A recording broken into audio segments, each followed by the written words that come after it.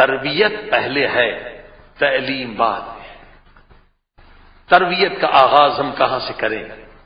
اپنی تربیت جب ہم نے صحیح کر لی تبھی ہم کسی اور کی تربیت کریں گے۔ 1,24,000 انبیاء ہماری تربیت کے لیے آئے ہیں۔ انسان اگر تربیت نہ کرے یقیناً انسان حیوان سے بدتر، ہر درندے سے خطرناک تر بن جاتا۔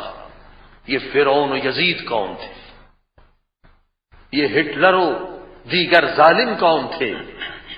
یہ شمرو ابن سعد کون تھے؟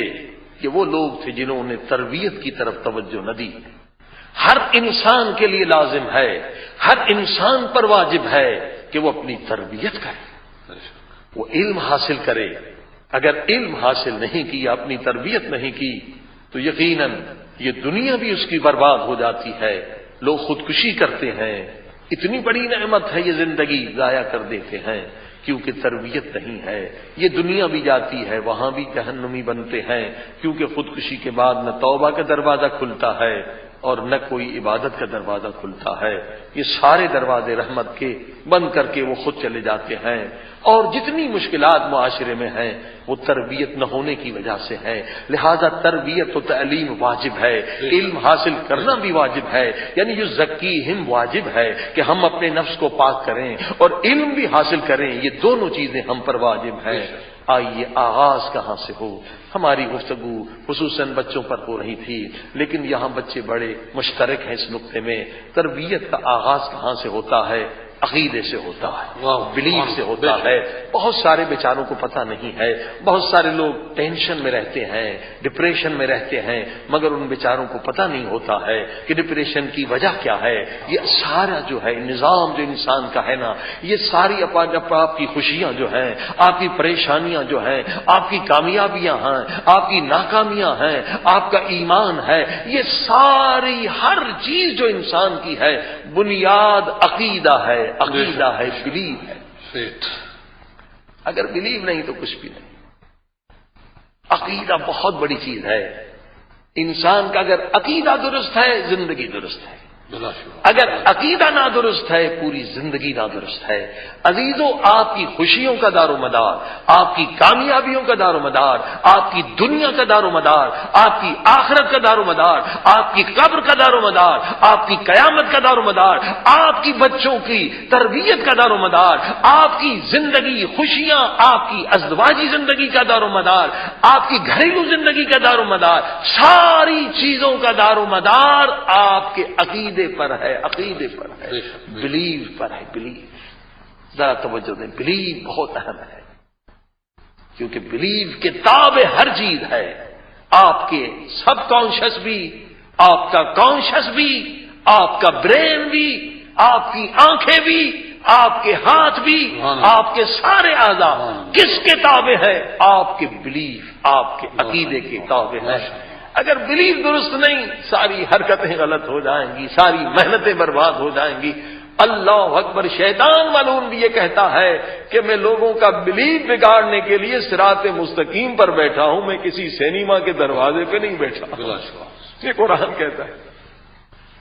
شیطان کہاں بیٹھا ہے؟ پب میں نہیں بیٹھا ہے، جوا خانے میں نہیں بیٹھا، شراب خانے میں نہیں بیٹھا۔ شیطان کہتا میں صراط مستقیم پر بیٹھا ہوں۔ اے بدبخت، تو یہاں کیا کر رہا ہے؟ ہم بھی کہتے ہیں نا، اہدنا الصراط المستقیم، اے خدا صراط مستقیم چاہتے ہیں، ہر مسلمان نماز میں چاہتا ہے، اور قرآن کہتا ہے کہ شیطان بھی صراط مستقیم پر بیٹھا ہوا۔ کیوں بیٹھا ہوا ہے؟ تو اب تفصیل یہ ہے ان آیتوں کی کہ شیطان صراط مستقیم پہ کیا کر رہا ہے؟ کہتا میں اس لیے بیٹھا ہوں کہ جو بھی صراط مستقیم پر آ جائے تھوڑا سا اینگل بدل دوں گا، تھوڑا سا اسے ٹیڑھا کر دوں گا، تو جب تھوڑا سا ٹیڑھا ہو گیا جتنی محنت کرے گا اتنا صراط مستقیم سے دور ہوتا چلا جائے گا۔ ڈائریکشن بدل، تھوڑا سا اینگل بدل دوں۔ مثلا آپ دیکھیے آپ لندن جانا چاہتے لیکن تھوڑا سا اینگل بدل جائے روڈ پر، تھوڑا سا ایک مثلا آپ کہیں اور چلے جائیں، جتنا تیزی سے جائیں گے کبھی لندن نہیں پہنچ سکیں گے۔ عزیزوں یہ بہت اہم مسئلہ ہے قرآن کا. شیطان صراط مستقیم پر ہے اور تفسیریں کہتی وہ تھوڑا سا اینگل بدل دیتا ہے. لہذا بار بار، ایک بار نہیں، ہزار بار اپنے عقیدے کو چیک کریں، اپنے ایمان کو چیک کریں، اپنے بلیف کو چیک کریں. بلیف سب سے زیادہ، حتیٰ کہ عمل سے بھی زیادہ، کیونکہ عمل کا دار و مدار عقیدے پر ہے. عقیدہ سنی سنائی باتوں پر نہیں ہوتا. اسی لیے قرآن کہتا ہے آباؤہم فہم غافلون.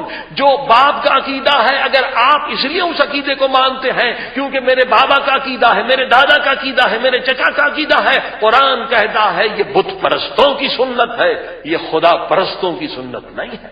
ماشاءاللہ پہلی بات ہی رد کر دی. آباؤہم فہم غافلون. عقیدہ اصل چیز ہے، اصل فاؤنڈیشن ہے. تربیت نہیں ہو سکتی، کچھ نہیں ہو سکتا. عقیدہ درست کریں.